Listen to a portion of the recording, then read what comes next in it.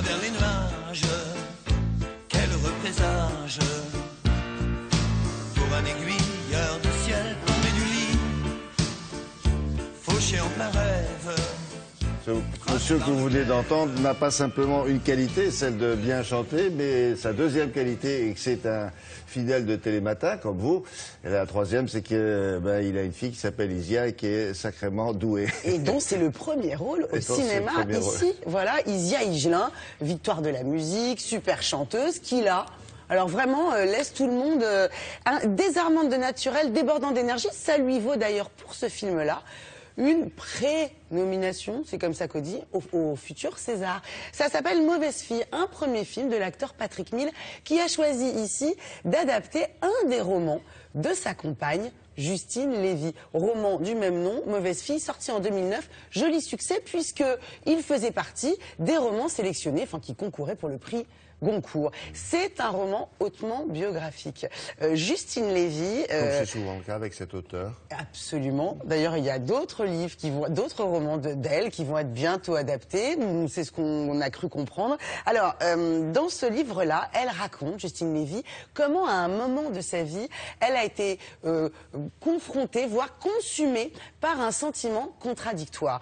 Celui de la joie d'attendre un enfant. Elle était enceinte, et en même temps, simultanément, celui de la tristesse immense de savoir sa mère condamnée par un cancer. Donc en même temps, joie de la naissance et chagrin de la mort. Et alors c'est déjà la première info. La deuxième chose, c'est qu'on comprend que l'enfance de Justine Lévy ne ressemblait pas tellement à celle des autres. D'un côté, un papa public exposé dans la vraie vie de Bernard-Henri Lévy. Ici, dans le film, ils ont choisi de choisir un rocker, une star.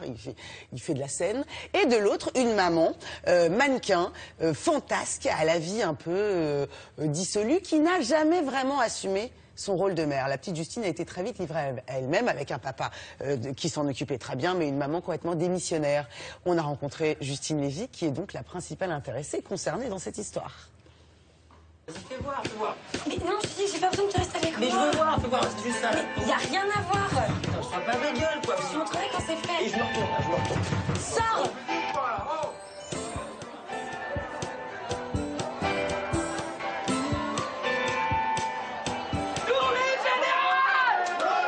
Bonjour Justine. Bonjour Charlotte. Patrick Mille, un mot sur lui, le grand public le connaît comme acteur.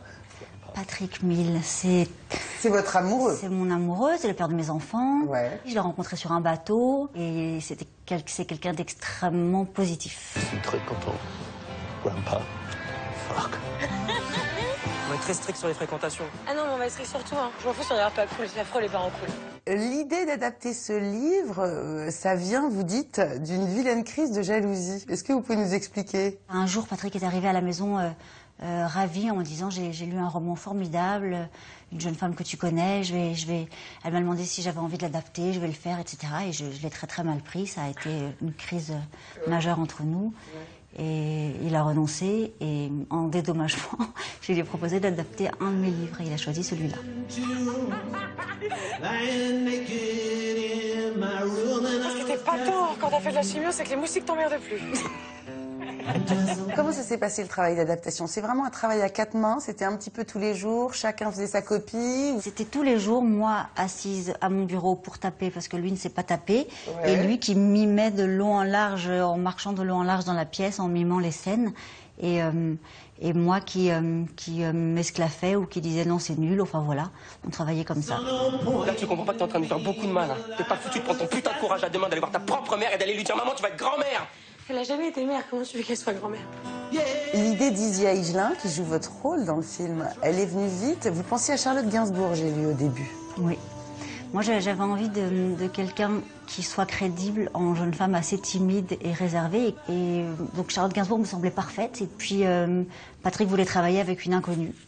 Et donc c'est pas spécialement le cas de Charlotte Gainsbourg. Et donc un jour, on est tombé à la télévision sur Isia Higelin et on l'a vue sur scène et on s'est dit voilà, c'est elle.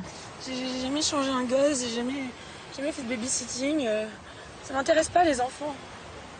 Pourquoi ça tombe sur moi d'avoir un enfant? Et dans quelle mesure est-ce que le roman et le film sont autobiographiques? C'est un petit peu romancé. Toutes les émotions et tous les sentiments sont vrais, sont réels. En revanche, Patrick a imaginé une scène de cul qui n'était pas du tout prévue, qu'on n'avait pas écrite. Et j'ai vu ça à la fin seulement. J'aurais jamais osé écrire une scène de... Ça va, elle est très... Enfin... Elle est soft. Elle est soft. Elle est étonnante parce que c'est une femme enceinte et tout ça, mais Ouais. sinon, jamais. Merci beaucoup, Justine. Merci beaucoup. Merci. Merci.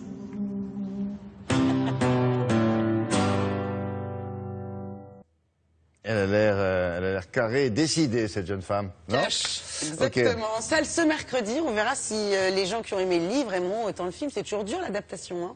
Et vous avez vu, il y a beaucoup de fils d'eux. Ouais, le fils de Serge Moati, le jeune Félix Moati. Il y a aussi Jacques Higelin. Fils de. Il y a fille d'eux, absolument. Et puis alors c'est Dimitri Rassam, le fils de Carole Bouquet, qui produit. Oui, c'est drôle. Merci beaucoup.